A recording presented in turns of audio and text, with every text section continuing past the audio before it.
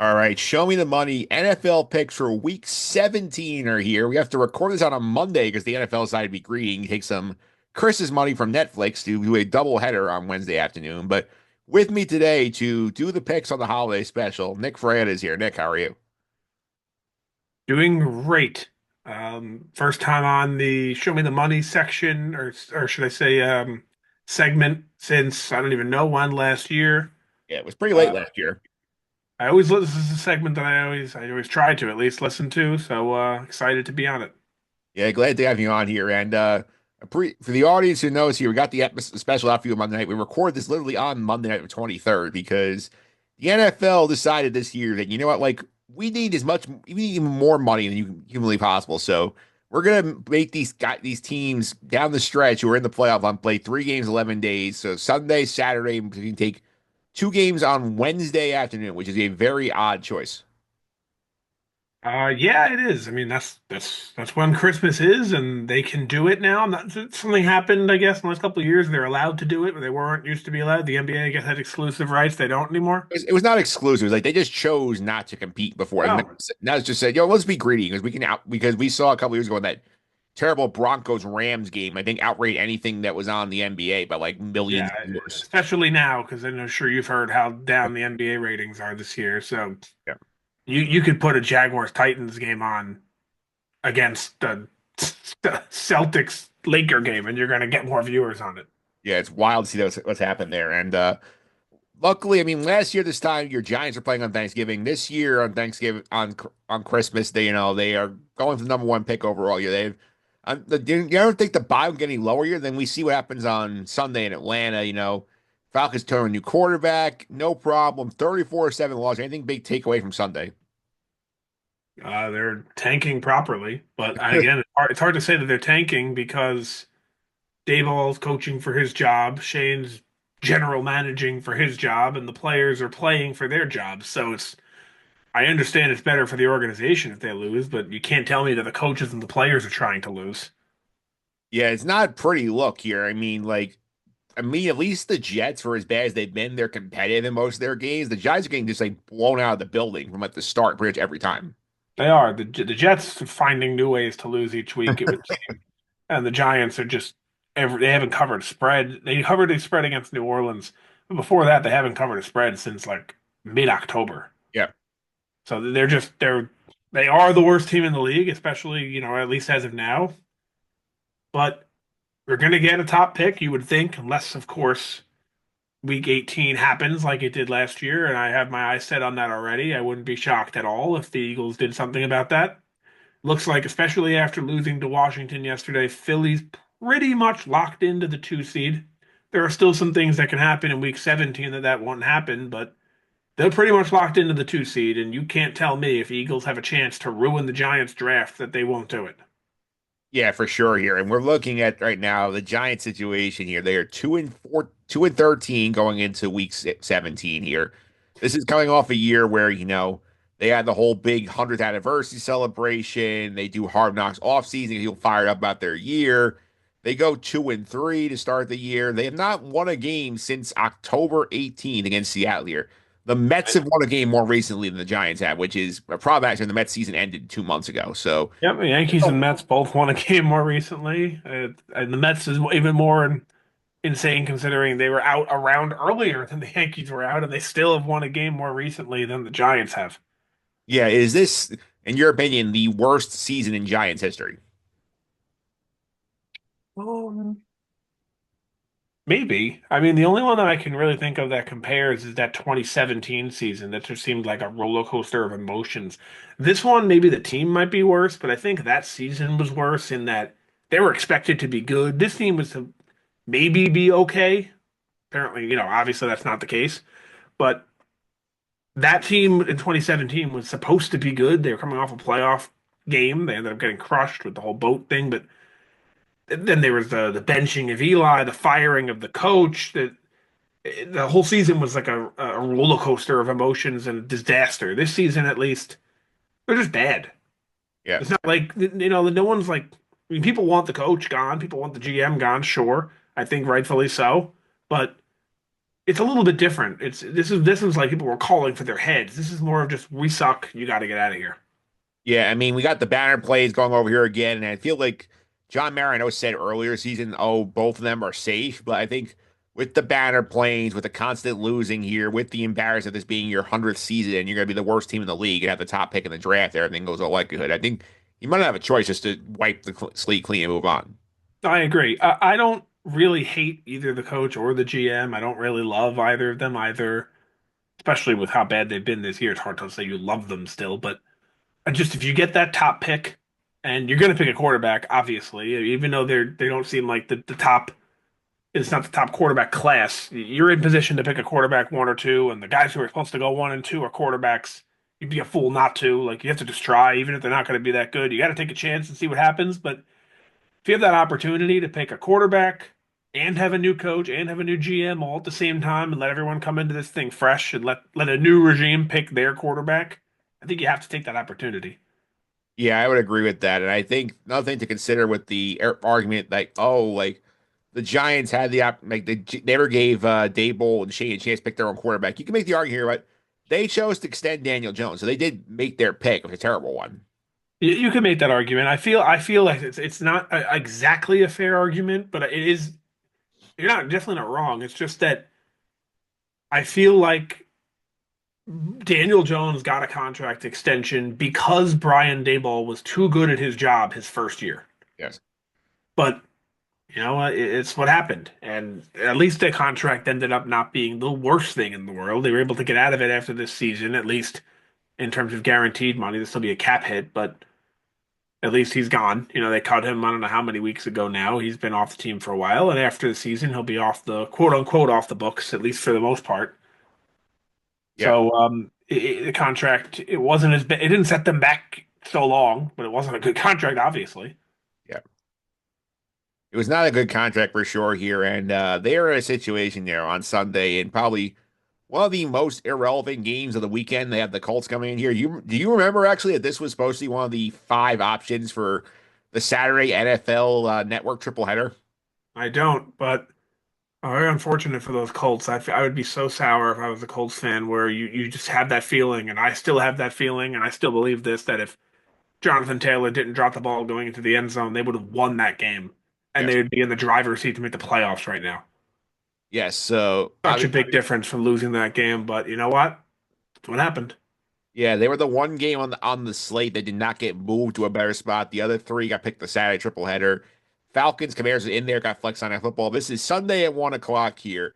I look at the weather forecast for Sunday for MetLife because you know what if you wanted to go to this game for some demented reason, like how much do you think it will cost you to get in the building? I know if you wait till game time, you can get in for $1, but assuming we're buying the tickets now, I'm gonna guess like $10.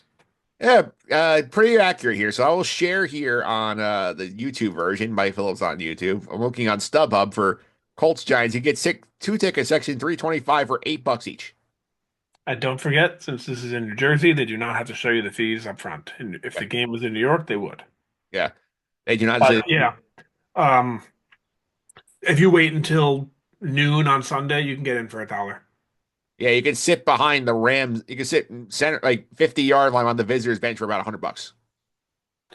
And if football didn't take place when it did, meaning like it's Christmas time and the end of the year and cold, Yep. that'd be something I'd like to do one time, is just get an amazing seat at a game, even if the team sucks, just to get an amazing seat. But you're gonna tell me I gotta sit in 40-degree weather if you're lucky, well, maybe even colder, and it's gonna be raining and it's cold and rainy, and I gotta sit there all day and miss all the other football games, then sorry, I'm not gonna do that. Yeah, Sunday, according to East Rutherford, New Jersey forecast, a 40% chance of rain, mostly cloudy, high near 49. So not as cold, but you get wet.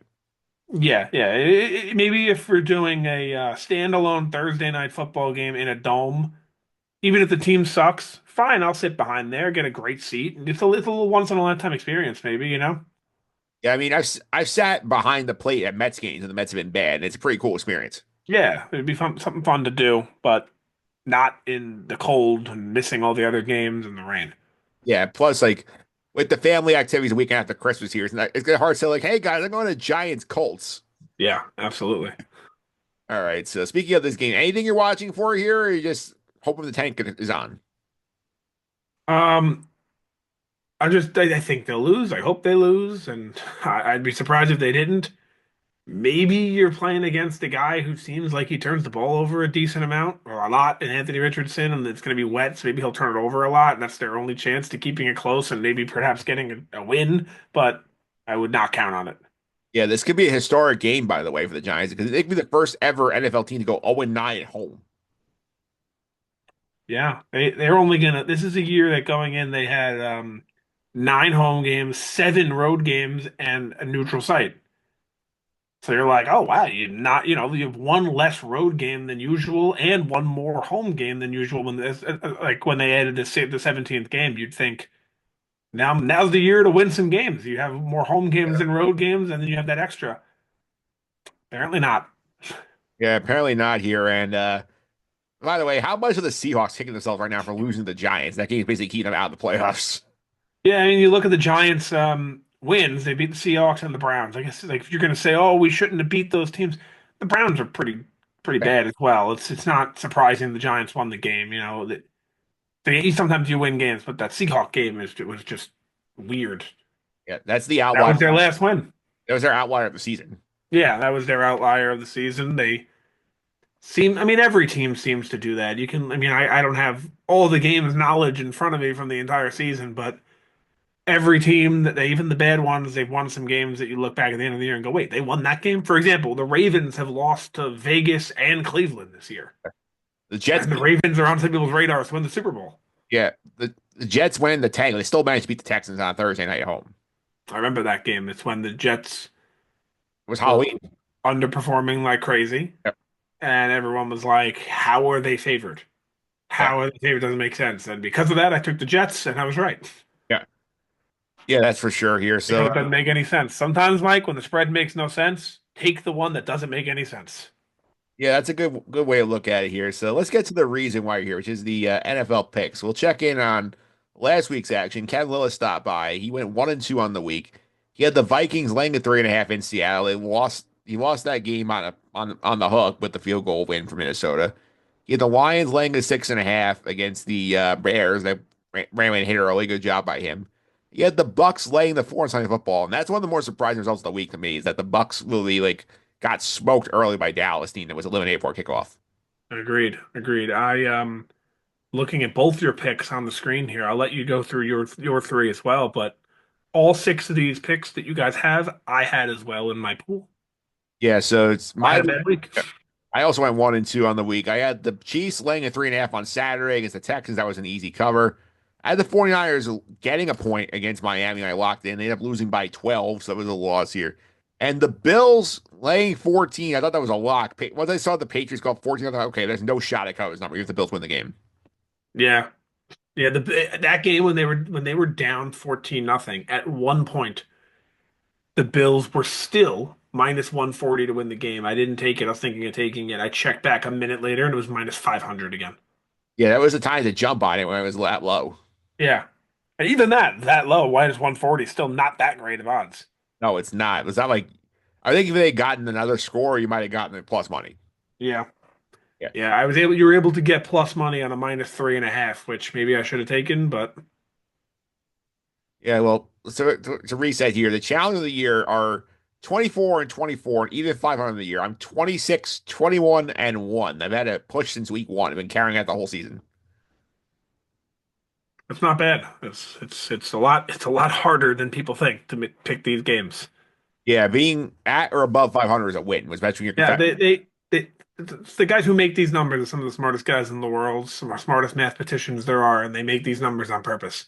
We look at them and say, "Oh, this one looks stupid." They're gonna trust me, they're smarter than us. All right, so now that that's out of the way, we're going to go ahead and get to the picks of the week, which is why we're here. So you can go ahead here and get us started. Where are you going with pick number 1? Sure, I will start Saturday night, the night game. The Cardinals are going to LA to play the Rams, and I'm taking those Rams. And the number that I quoted to you earlier was five. Yep. So I'm taking the Rams, or excuse me, 5.5. Taking the Rams minus 5.5. One question for you. Who Yep. is the winningest coach in the NFL against the spread in December? Sean McVay. Sean McVay. So give me that number. Yeah. Love that pick here. The Rams obviously playing kind of for the division. Seahawks somehow trip up in Chicago over the weekend. Plus, Arizona got eliminated. Short week on the road. They got a bunch of running backs. They might, pull the horses back, keep some guys healthy. I do not think it's a spot that they're going to be highly motivated to compete in. Yep. So I'm going with the Rams. They have something to play for. Cardinals really don't. All right. Where are you going to pick two? Pick two, I'll stay on the same day. It's Broncos at Bengals. This is an underratedly important game. People started realizing it last week, where if the Bengals won out and the Broncos lost out, they take that spot. Yeah. They're playing each other this week, so this is basically a playoff game. And the Bengals are at home. They're on fire. They look like the hottest team in the league. And I'm only doing three. I'm not giving that hook away. If I'm giving that hook away, things might be different. But at three, I'm basically just saying, can the Bengals win this game? Of course, they can win by one or two, but I think it's going to come down to, will they win by three? Maybe I'll push, sure, but I think they're going to win the game. So I want to be on the right side of that. Yeah, for sure. It's a lot of interesting shenanigans in this game also because this was the situation of the Thursday night flex last week with the Broncos said, oh, we'll move our game up so we can get the extra rest advantage here. And now Cincinnati had their games moved back and then this and so forth. And you wonder if those quotes were sort of hovering on that Cincinnati locker room a little bit. Maybe. I just know that they look on fire offensively, especially. And Denver I keep hearing about how Denver's defense hasn't looked that good the last couple of weeks. Yeah. So It's tough. that's my second pick there. All right, we're going with the last pick. The last pick, I'm going with Dallas. They're in Philly, and that's on Sunday, I believe. Yep, got moved Yep. to 1 o'clock. And this is a 9.5 point spread. I think it's way too many points. First off, Jalen Hurts, at time of recording, I think he's playing, but we're not entirely sure if He's in he's playing. Concord ball at this point. He's in the protocol. That's right. So maybe my guess is he'll play. I don't think if he wasn't playing, this number would be 9.5. I think it would be much lower. But they're treating this spread as if Dallas is a 4-11 team, not a 7-8 team that's 5-2 on the road with a healthy defense. Yeah. I think this is just too many points. I think the Eagles will win the game. I just don't see them winning by more than 10 points.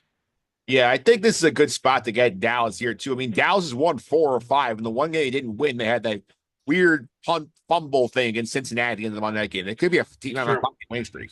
That's true. That's true. Dallas is an average team who's being portrayed as a terrible team. All right, so your picks are on the board here. I'm going to start out here now. Pick number one. It is the season. I had to take one of the Christmas games. I'm going to take the Chiefs again, laying 2.5 in Pittsburgh against the Steelers here. And I've been anti-Steelers all season on this podcast. I think they're very vastly overrated. I think they are taking advantage of soft portions of their schedule to this point. They got exposed against Baltimore. Their defense is banged up. Chiefs coming in here laying less than a field goal. I know they're on the road, but Mahomes looked pretty good despite the ankle injury. They got Hollywood Brown back. They're working in the mix. The Chiefs find a way to win these kind of games. They know that they get a win here, kick their feet up week 18, get 2 weeks off to get ready for the playoffs here. I think they're high motivated to come out, get the job done. So give me the Chiefs laying the 2.5 on Christmas Day in Pittsburgh for game number one. I like it. The Chiefs have maybe in like the month of November or so, they weren't covering anything, and they were the easy pick every week to pick against them. But they've secretly been covering spreads lately and have been looking a lot better. Some would even say they're looking kind of dominant the last couple of weeks. Yeah, it looked pretty good. Yeah, this is the right time to look good too. I think we all expected this. Yep. All right, let's pick one. Pick two. I'll go to the newly flexed in Sunday night game. I'm going to take the Commanders laying the 4 at home against the Atlanta Falcons here. And I like the spot of the Commanders, the confidence boosting win against the Eagles. I know they played the backup quarterback, but still a big win. They win, they're in the playoffs. I think you never would have projected the game of the year here. Atlanta was in the softest of soft spots against the Giants last week for Michael Penix, and he played well, but going on the road against a good team with the playoffs on the line, whole new atmosphere for him. And primetime Mandover, Maryland crowds be fired up here. Give me the Commanders to take care of some business here. Atlanta's defense has not been that good overall. I think they get blown. They get a very early deficit, and I think they're hard time overcoming. So I'll take the 4 points and lay it with the Commanders. Yeah, I don't mind it. I think Atlanta's in the driver's seat where even if they lose this game, they can still pretty easily win that division by beating Carolina in the last week. Well, they're tied with Tampa, and Tampa would have the a better record than them. Well, but Atlanta's 5-1 in the division if they beat Carolina, so they're going to get that division record. Yeah, the issue is though They're going to have that tiebreaker. They have the tiebreaker if they're tied, but Tampa wins both. Tampa Right. over them. Yeah, but they're going to have that tiebreaker over Tampa, and don't forget that Tampa has two division games at the end of the year. So the fact that if you think Tampa's going to win both of them, I don't. All right, so that's pick two here. Pick three. I'll round out primetime Monday night with the Lions laying 3.5 San Francisco against the 49ers here. What I saw last week in San Francisco was a team that, this looked completely ravaged. A lot of too many pieces are down. Now they're officially eliminated from the playoffs. They might start pulling back on some of the key guys, make sure they don't have injuries that linger in 2025. Lions coming in here highly motivated, shy home field advantage. If the right results play out, they could get it this as soon as this week. They have a shot here to, get revenge of the NFC Championship game when they blew the big lead in San Francisco. This is a spot where I see Dan Campbell want to run the score up. And the San Francisco 49ers, I don't know if the whole incident with Devondre Campbell sort of divided the locker room as well. Didn't look great in Miami last week.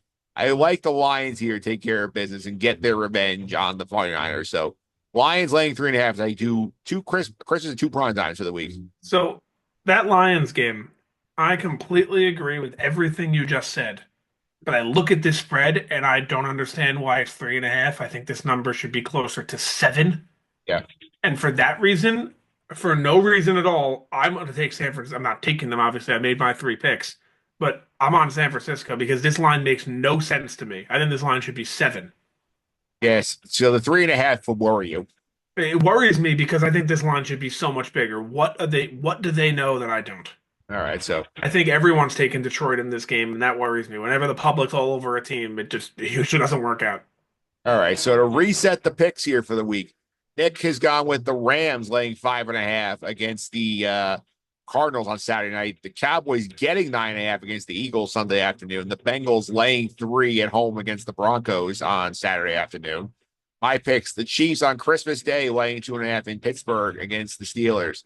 The Lions laying 3.5 on Monday night against the 49ers in San Francisco. And the Commanders laying four at home on Sunday Night Football against the Atlanta Falcons. Those are your picks for week 17 here on the podcast. And we'll be back next week to wrap up the regular season of picks here with one of the co-hosts of the Sorry to Interrupt podcast. Tom Bacchino is coming on here. He's a big Jets guy, so we are going to basically do another Jet autopsy next week, sort of wrap up the regular season. So real quick, before you do an in-depth analysis on that, what does the Jet 2025 roster look like? Does it look similar? It's a very interesting question here. I think it's a similar roster. I don't know yet with Rodgers because it depends. I think it depends on if the coach wants him or not, the new coach and new GM. Yeah, it's a I, weird team. pers- It's a I, weird pers- team. All of a sudden, the defense is terrible. It makes no. It's really weird. I think coaching will get more out of this roster, but I think to me, I make my Rodgers decision based on like if it's gonna make Garrett Wilson happier if he's here than if he's not, I would keep him because I think the most important thing they have to do is obviously get Garrett Wilson to sign extension. Rodgers hasn't played the way that everyone thought Rodgers would play, but if you zoom out and look at Aaron Rodgers this season, it's not that bad. It's better than any quarterback they're going to find, probably. Yeah, I mean the question is like, do you want to rip the cap band-aid off now? You want to keep pushing the can down the road, Right. and you think he's getting better at 41 than he is at 40? True. Yeah. It's better than anything Zach Wilson's ever put out as a Jets quarterback. So I feel like this is the best quarterback play the Jets have had in a long time. If you get rid of him now, who knows how long it'll be till you find someone as good. The bar is too low for the Jets. The bar is very low. Yeah. Yeah, and obviously, well, I thank you for coming on here. And we also got to let the audience know here. Make sure you check out the Sky Guys coverage here. Skeleton Crews are going on right now. We have a lot of fun over there with these Skeleton Crew episodes. We do. They've decided the geniuses over at Disney Plus, and Star Wars have decided let's do Christmas Eve and New Year's Eve episodes. So we're going to be a little weird in our recording times. We used to, maybe a couple days delayed or something like that. But that's how they decided to do it. I'm not really sure why. Yeah, they want the families to get together on the holidays and watch some Star I'll Wars. suggest that tomorrow night at New Year's Eve. I'll say Christmas Eve. I'll say everyone gather around. We're going to watch Star Wars. See how that Yeah, goes. yeah, we're gonna watch the Skeleton Crew show, and everybody Yeah. you like you have 7 heads, Yep. and you're like, "What's Skeleton Crew?" I don't understand that one at all. I really don't like their decision there. But what are you gonna do? Yeah, well, so people are aware the Sky Guys coverage episode here. He's going to be out in our Sky Guys feed late Thursday night. So we're recording Thursday. It'll be out Thursday night, and for the same next week for the Sky Guys and Skeleton Crew. It'll be New Year, the day after January 2nd. We're recording that one. Yep. Well, that's how they want to do things. That's how they want to do things. Fine with me. Yeah, we'll see how it happens here, Nick. Thanks again for taking all the time. Really appreciate it. People want to follow us on social media over on the Sky Guys. How can they do that? You can follow at Sky Guys Podcast on Instagram, Twitter, X, and TikTok. All right. Thank you for all the time. Happy holidays, sir. All right. Thank you, Mike.